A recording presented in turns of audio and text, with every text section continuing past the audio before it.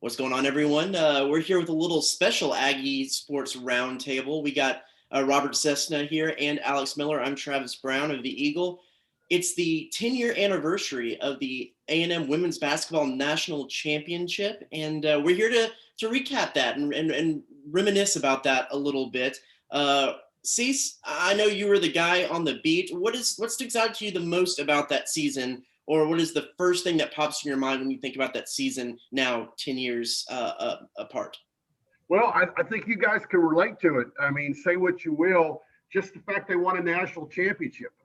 We take that for granted. I think sometimes about people winning national championships, and I thought about this since we said this yesterday, and I think it's because Alabama wins so many football championships, and now that A&M's in the SEC, I think people kind of just expect, national championships. But you stop and think about how many times like A&M baseball has gone to College World Series and not won. You think in basketball, how close they came in Gillespie. I always think of the Memphis game in San Antonio, and now that's like a decade and a half ago. And to think that team won the national championship. And when I started covering the beat, they were the worst team in the Big 12. And then you think about they won a national championship. And we're seeing once again, is this year how hard it is just to get to the Final Four, let alone win a national championship. And I don't want to belittle other sports. Every sport's different, but sometimes, for example, there's a lot of questions won how many national championships. There's like 20 some teams. I mean, it's just so hard to win a national championship. And 10 years later, let's be honest, at my age now, I can feel how some of those old guys deal. That when the 39 team, and they died out. They never even got back and won another national championship. Just the fact that sometimes you got to hit yourself on the head. Like, I could have had a V8. They won the national championship. Yeah. Alex, I know you were just but a wee lad around that time, but you did have a little bit of time following that team in that season. What do you remember about that season? Yeah, I was in middle school at the time, and my grandparents have been longtime A&M women's basketball season ticket holders, so I actually went to a lot of A&M women's games growing up. And, of course, when they were in the NCAA tournament, we followed them. I went to the Elite Eight game in Dallas when they beat Baylor. We actually went to the national championship game in Indianapolis. I just remember it being really special, kind of like what Cease said. I mean, that's the only only national championship A&M's won in a major sport since the football team won in 1939. I mean, that shows how monumental that was for A&M to win that.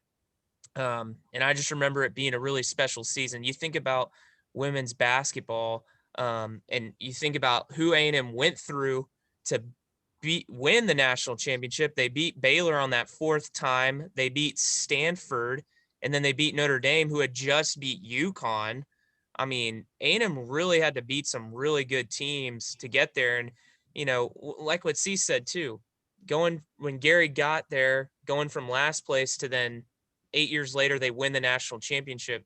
That's a huge step forward when you think about kind of the disparity that can happen sometimes in women's basketball. You've got a lot of really good blue bloods.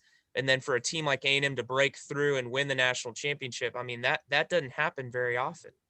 Yeah, Alex brought up a good point, Cease. You play Baylor 4 times in a season and lose the first 3 before winning the last one, the one that matters.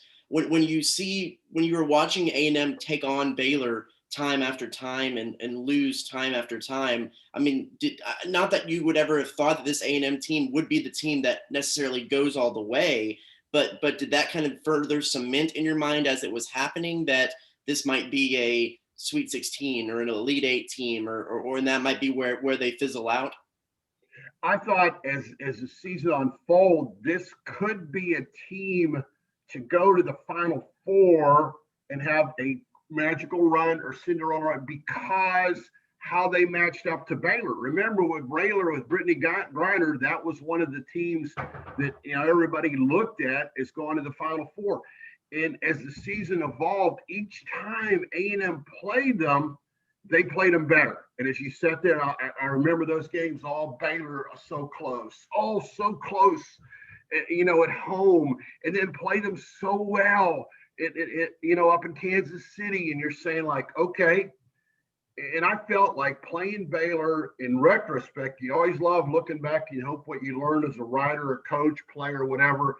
But I think playing Baylor helped A&M stay focused. They weren't worried about Tennessee or Connecticut or Stanford. They knew they had to worry about, they had one of the best teams, if not the best team in the country in their own conference. They just had to focus a little bit like, once again, Alabama football. You just had to focus on Baylor. And if you're closing the gap on Baylor, you're getting better. A&M knew they were getting better every time they played Baylor. Baylor knew they were getting better every time. And that's why Mulkey raised all kind of Dickens as well. She should have. They never should have been placed in the same region. But what really happened is, once again, it galvanized A&M. A&M was focused. Like, if they got to Dallas, they knew they're going to play Baylor. And Baylor fans already at the lower side, they're sold out because they knew they were going to be there playing to go to the Final Four. A&M was hoping they would be there. But getting back to is, I think the fact that they every time they played Baylor, I felt they got more confident. When let's just backtrack even a little bit further. You talk about A&M being one of the worst teams in the Big 12 and to come and make that turnaround. How much of that is simply what Gary Blair injected into this program? Oh, without a doubt. Without a doubt. You go back when, you could say, well, he should have been here a long time ago. You got to give Bill Byrne a lot of credit for hiring a Texan, a Gary Blair, a guy that knew what he was walking into, figured, and I'll never forget it. First time I talked to Gary, he's just like he is right now. And you're thinking like, dang, I need to get this guy to come down here. He's going to make my job easier. I mean, he just telling jokes left and right, never met me, go off the record and go like, dang, all right. And then you come in and, I've always said, I never thought he'd win a national championship because I knew how bad A&M was. I mean, it was really bad. I can remember when they played, and I covered some of the games, even though I wasn't full-time, because no one wanted to cover A&M women's basketball. I mean, a lot of times it's like, hey, there's a great track meet, Cessna. Why don't you go cover the women's basketball game? And I'm the boss, and you know how that goes. You guys know. And I remember covering Baylor against A&M here, and it was the last game of Peggy Gillum. And I took my kids, two of my kids, I sit up in the stands, and there was more Baylor fans than there were A&M fans at a home game. And I went down, and Jerry Hill goes, oh, I didn't know, where were you? I was up with my kids, and it's just like, it was like gone to a funeral that no one liked the guy. I mean, you showed up and you go like, where is everybody? And you go, did the guy not make this much of an impact? But yeah, Gary Blair, he could recruit what he's been able to do and continue to do. I would equate a lot to Bill Snyder, what he did at Kansas City. Now, football's a different sport, and Bill Snyder just missed winning a national championship where they'd have all kind of statues throughout all Kansas. But what Gary Blair did, and once again, what Alex touched, talking about a major sport, women's basketball cares more and more each year. We're seeing each year more and more people put money into the program because people care. Yeah, exactly. So let's touch a little bit on the players. You have, of course, Danielle Adams, Sydney Carter, Sydney Colson, some of these names that always come back through A&M and A&M fans when they're talking about women's basketball. So who are some of those players well, actually, let's start out with Alex, because who are some of those players as a middle school kid you kind of looked up to and saw and remembered from following that season? Yeah, how many got autographs? Let's see how many got autographs. You're gonna pull up your little hat with the autographs on it, with the beanie on with the propeller on top. All right. No, I think the one that stands out to me is Sydney Colson. I mean, she was kind of the ringleader, it seemed like, of that team. She had been there 4 years, senior, finally won it. She was the vocal leader, the point guard. Daniel Adams was the star. Tyra White made all the big plays, but Sydney Colson was the one that was the glue of the team. And that she was the one that really stood out to me on that team.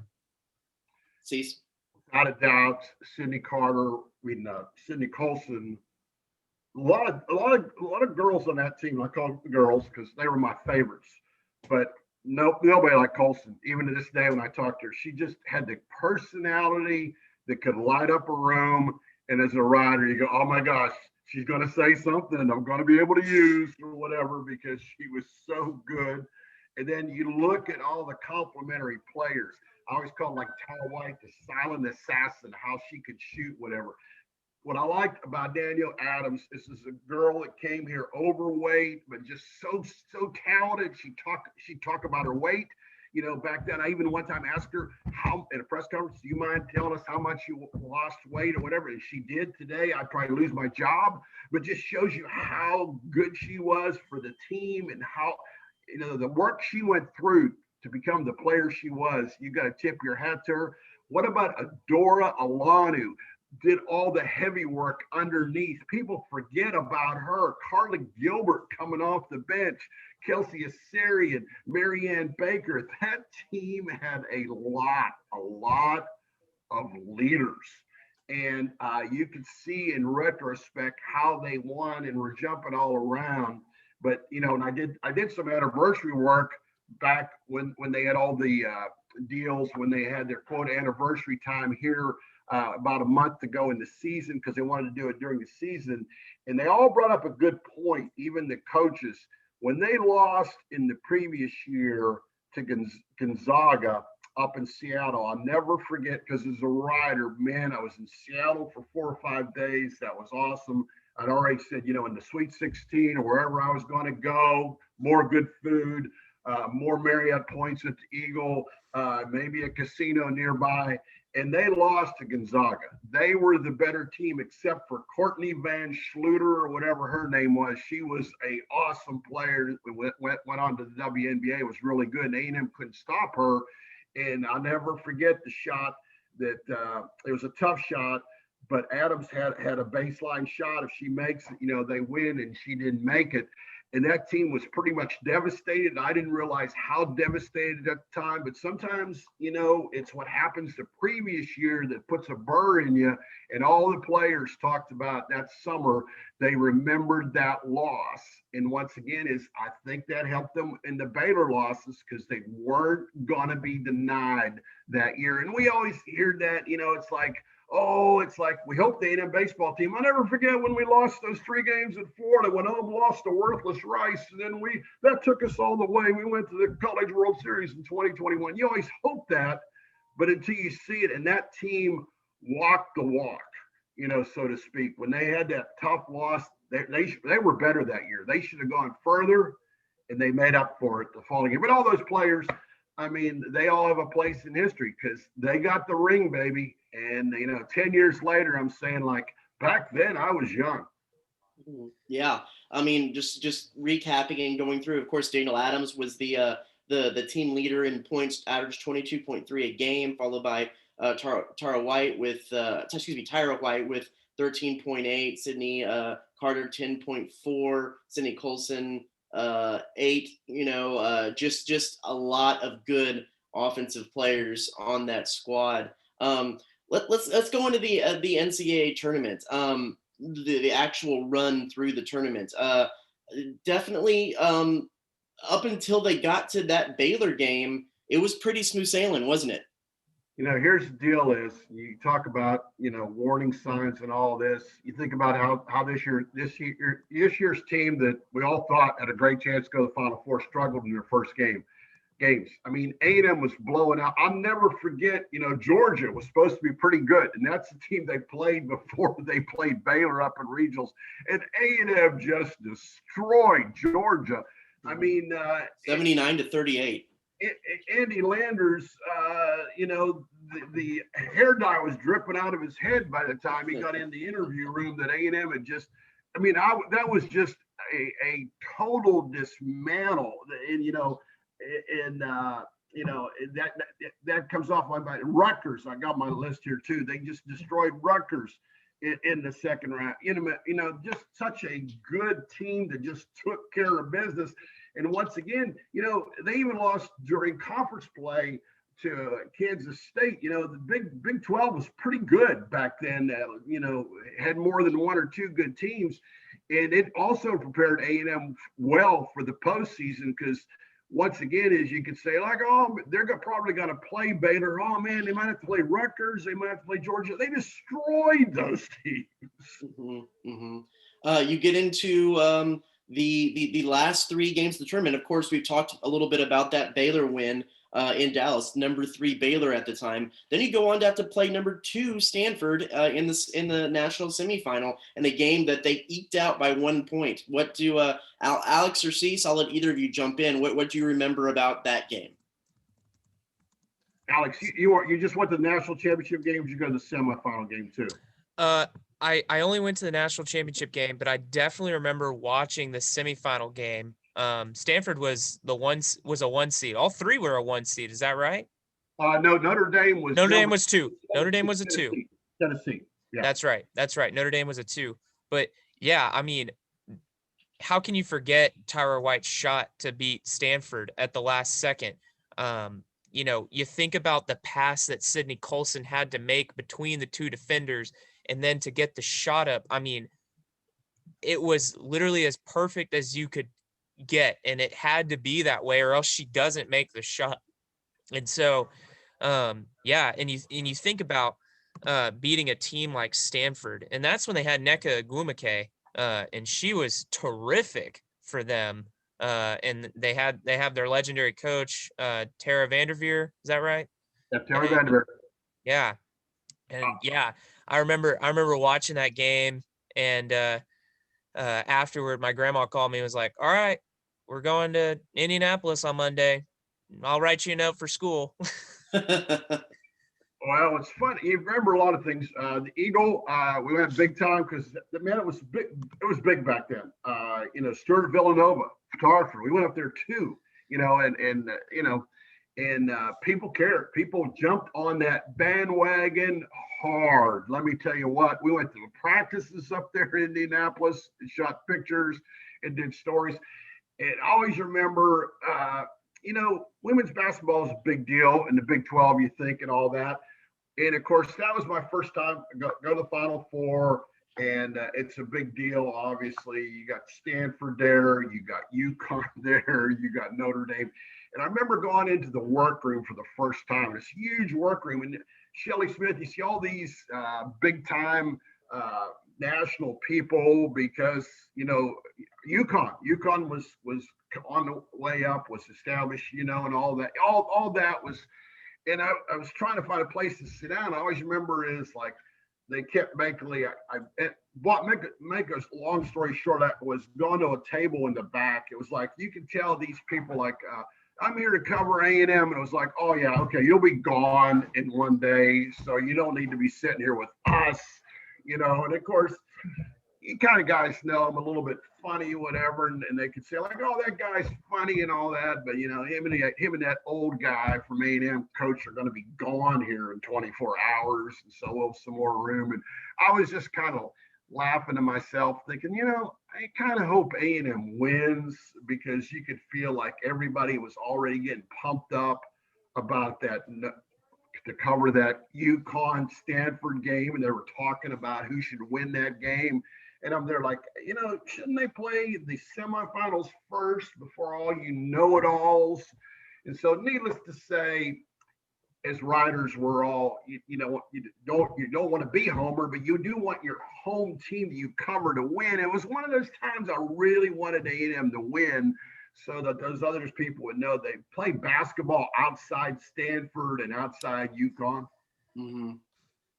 I definitely remember the setup in Indianapolis being cool because it was all in downtown. They played at the Pacers Arena, and they have the convention center across the street with all the activities, and everything's just walkable.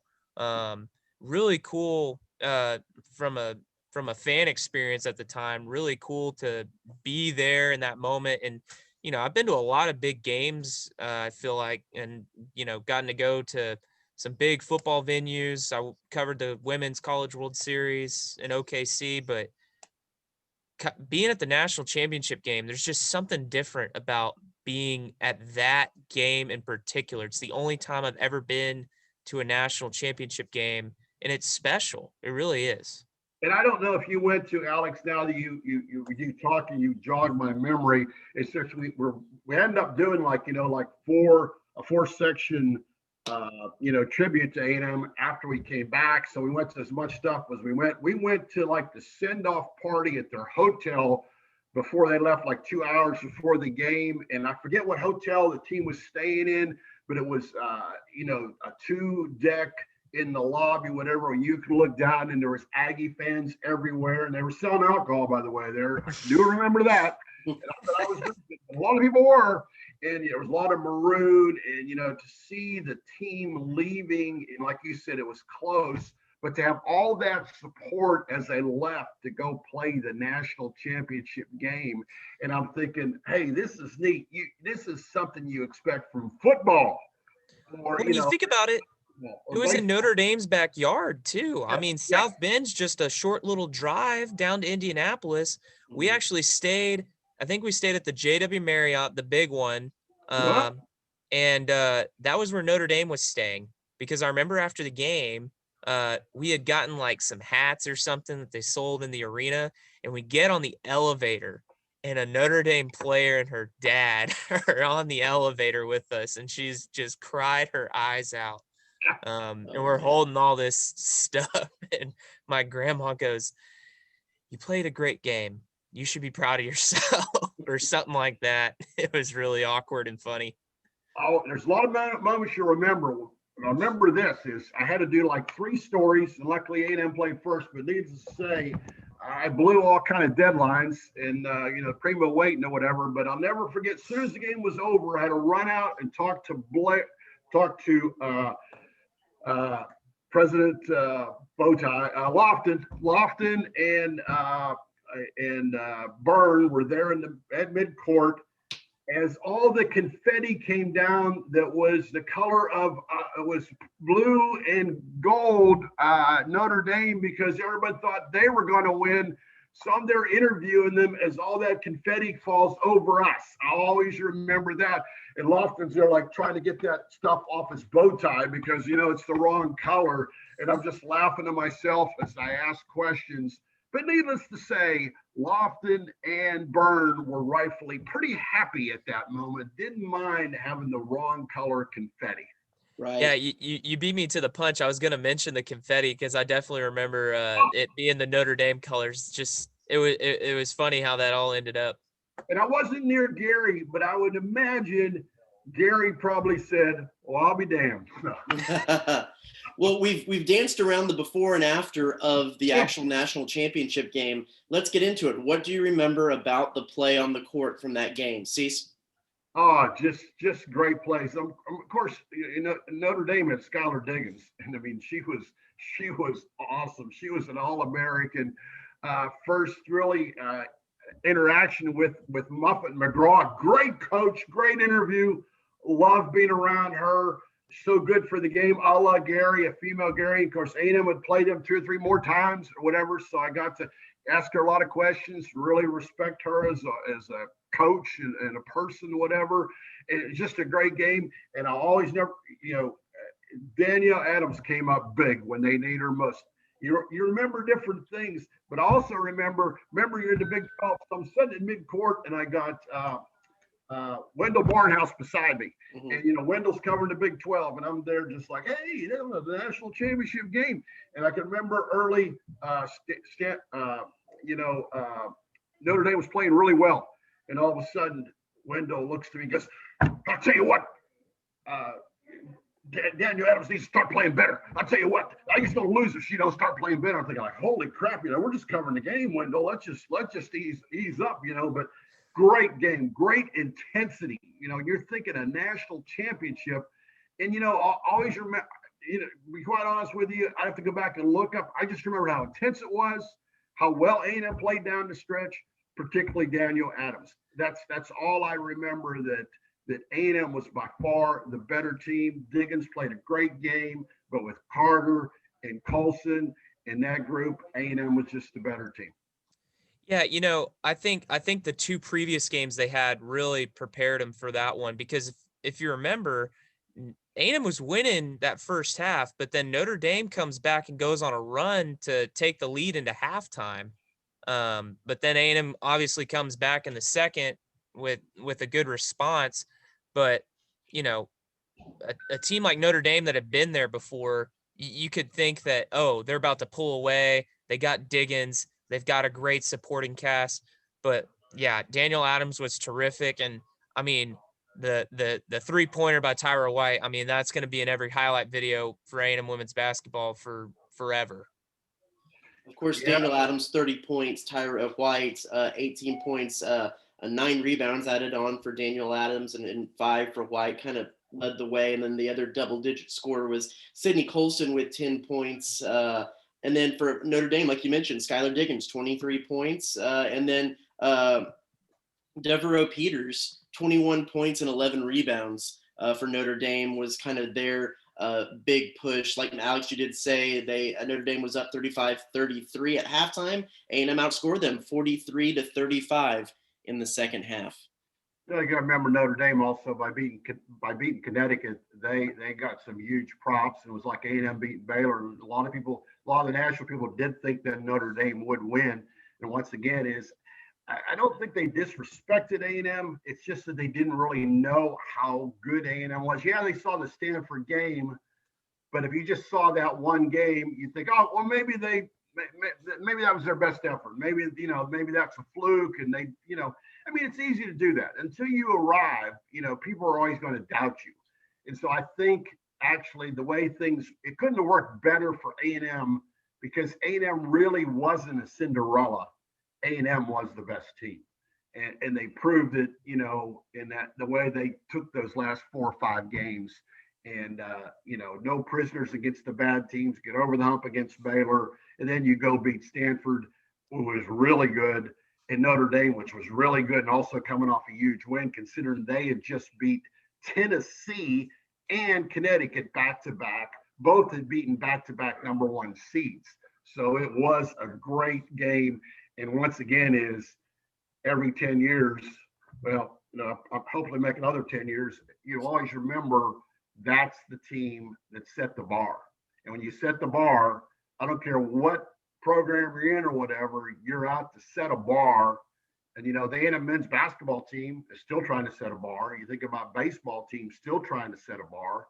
You think about how tough it is in softball because the bar has been set 3 times. They won a national championship. But, when you won a national championship, man, that's so good to relive.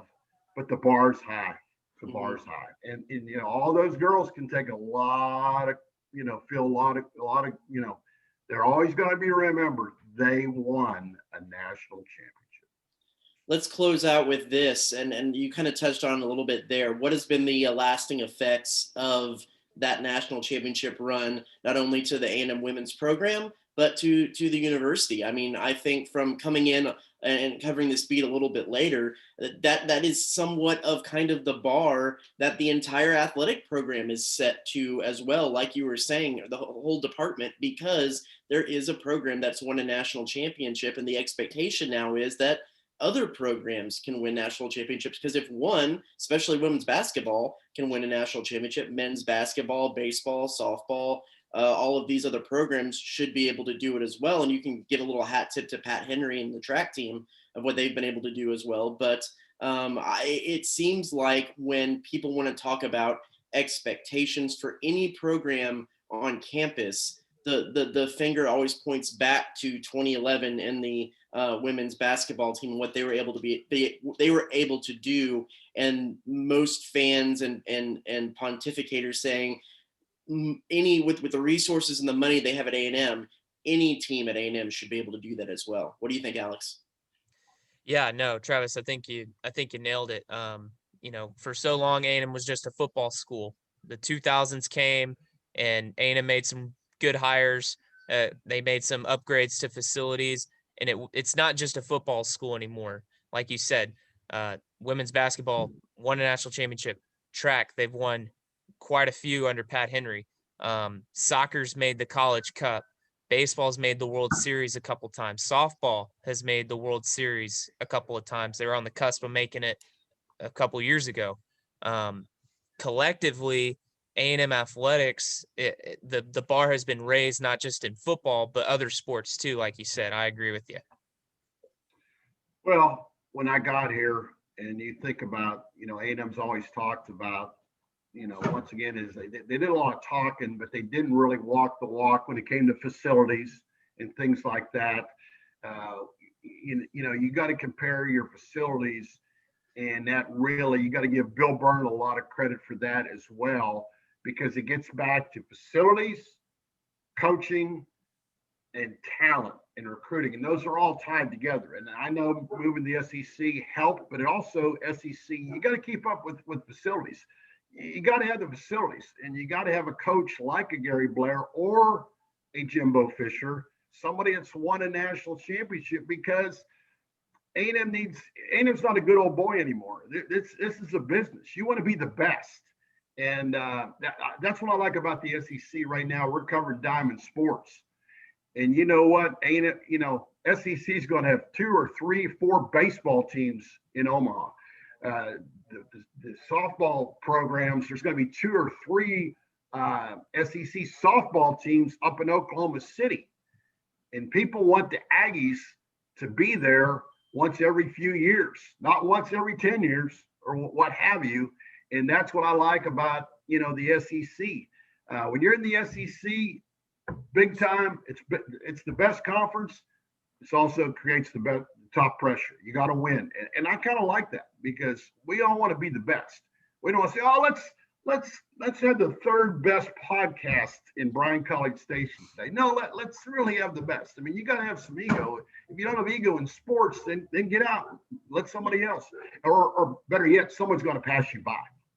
And Gary Blair certainly knows how to win and how to have that swagger.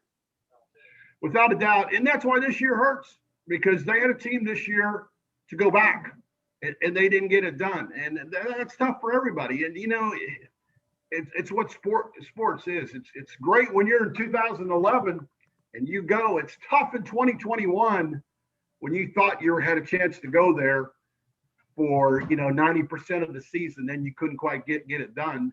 That doesn't belittle what they did the first 90% of the year. They were one of the top 4, if not 2 teams in the country up until the playoffs started. They just didn't get it done, and they'll all have to live with that. But they also did a lot to get to that point. So how do you get back there as quick as you can? That's like I said, the 2011 team was feeling bad when it was March 2010, because they didn't get the job done, but they did something about it the next year. Mm-hmm, mm-hmm. Well, guys, thanks so much for joining us to talk a little bit about that 2011 women's basketball national championship team. Thanks, everyone, for listening. And be sure to check AggieSports.com and the Eagle for continuing coverage of all of A&M sports.